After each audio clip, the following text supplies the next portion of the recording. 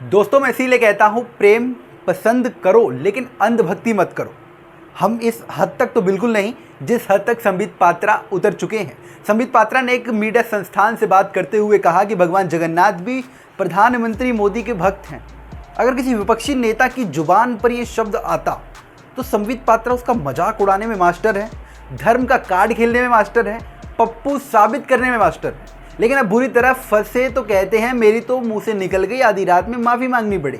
विपक्ष के नेताओं ने पूरी तरह धोया और ऐसा लगा कि 5 साल की मेहनत पर पानी ना फिर जाए, चुनाव में हार का सामना ना करना पड़ जाए, इसलिए संबित पात्रा ने आधी रात को हाथ जोड़कर माफ़ी मांगी। पूरा मामला क्या है जिसको लेकर बवाल मच गया और संबित पात्रा को एक तरह से अपनी ही दवाई का टेस्ट लेना पड़ा। जिस तरह संबित पात्रा लेते हैं इस तरह का व्यवहार संबित पात्रा के साथ किया गया और जुबान फिसलने को लेकर संबित पात्रा ने इन हालातों का सामना करना पड़ा। आखिरकार संबित पात्रा के साथ कहानी क्या हुई? लक्षादि लक्ष लोक आछंती मोदींकर भक्त जगन्नाथ भक्त जगन्नाथ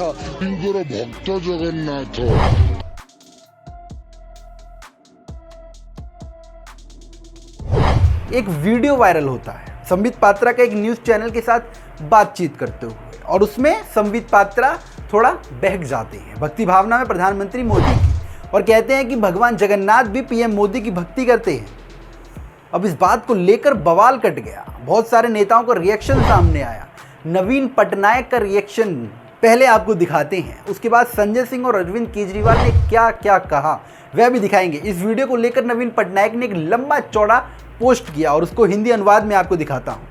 क्या कहा नवीन पटनायक ने? संबित पात्रा के ऐसे बयान बोलने पर भगवान जगन्नाथ भी पीएम मोदी की भक्ति करते हैं।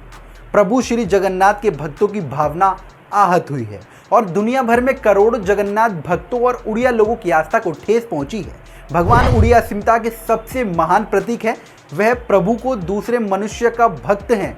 ऐसा कहकर भाजपा की पूरी लोकसभा से उम्मीदवार द्वारा दिए गए बयान की मैं कड़ी निंदा करता हूं और मैं भाजपा से भगवान को किसी भी राजनीति में ऊपर रखने की अपील करता हूं। ऐसा करके अपने उड़िया अस्मिता को गहरी चोट पहुंचाई है और इसे उड़ीसा के लोग लंबे समय तक याद रखेंगे और इसकी निंदा करेंगे। नवीन पटनायक ने कहा भाजपा की जो पूरी लोकसभा की उम्मीदवार हैं यानी संबित पात्रा, उन्होंने भगवान जगन्नाथ का अपमान किया है, उड़िया अस्मिता का अपमान किया है। एक व्यक्ति को भगवान से बड़ा बताना अपने आप में भगवान का अपमान है।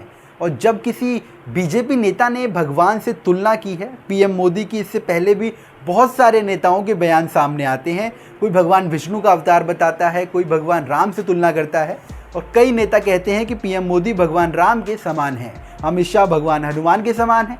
इस तरह व्यक्तियों की तुलना भगवान से की जाती है।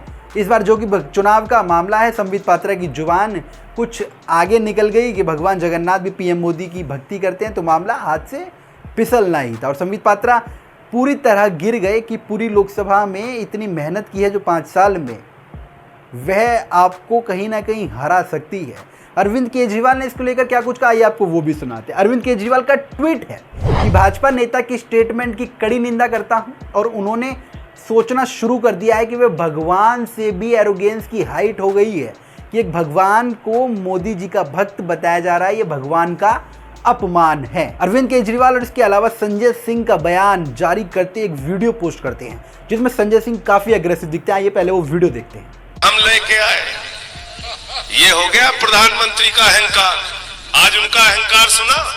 मैं उड़ीसा में रहा हूं, उड़ीसा में क्या कहते हैं, जगन्नाथो जगन्नाथो। वहां मैं उड़ीसा में रहा हूं, उड़ीसा की भाषा में जानता हूं। वो कहते हैं जगत के नाथ जगन्नाथ हैं। वो कहते हैं पूरे दुनिया के पूरे जगत के नाथ हैं भगवान जगन्नाथ। आज जानते हो भाजपा वाले क्या कह रहे थे? इनका जो संबित पात्रा प्रवक्ता है, लोकसभा का चुनाव लड़ रहा है पुरी से, वो कह रहा है भगवान जगन्नाथ नरेंद्र मोदी के भक्त हैं। झूठ नहीं बोल रहा हूं, आप सुन लीजिएगा। कह रहा है भगवान जगन्नाथ नरेंद्र मोदी के भक्त हैं। इतना अहंकार, इतना अहंकार। मैं तो भगवान जगन्नाथ से प्रार्थना करता हूं मैं भगवान श्री राम से प्रार्थना करता हूं, जिनके मन में इतना अहंकार हो गया है, जिनके मन में रावण से ज्यादा अहंकार हो गया है, उनके अहंकार को खत्म कर देना भगवान, उनको इस बार चुनाव में पराजित करके वापस भेज देना। पहली बार नहीं है, ऐसे नारे दिए जाते हैं कि जो राम को लाए हैं हम उनको लाएंगे। तो भगवान राम को कौन लेकर आया? भगवान राम तो आदिकाल से कण कण में माने जाते हैं। सनातन धर्म की आस्था के अनुसार बीजेपी के नेता कहते हैं कि जो राम को लाए हैं हम उनको लाएंगे। इस तरह के बयान चुनाव में दिए जाते रहे हैं। अब जब यह बयान वायरल हुआ तो संबित पात्रा को लगा कि चुनाव में एक वीडियो जारी करते हैं। उसके बाद यह वीडियो जारी करते हुए यह देखिए हाथ जोड़कर माफ़ी मांग रहे हैं संबित पात्रा और सोशल मीडिया पर यह वीडियो पोस्ट करते हैं और कहते हैं कि आज महाप्रभु श्री जगन्नाथ जी को लेकर मुझसे जो भूल हुई है उस विषय को लेकर पीड़ित हूँ, आघात हूँ और महाप्रभु श्री जगन्नाथ जी के चरणों में शीश झुकाकर क्षमा याचना करता हूँ।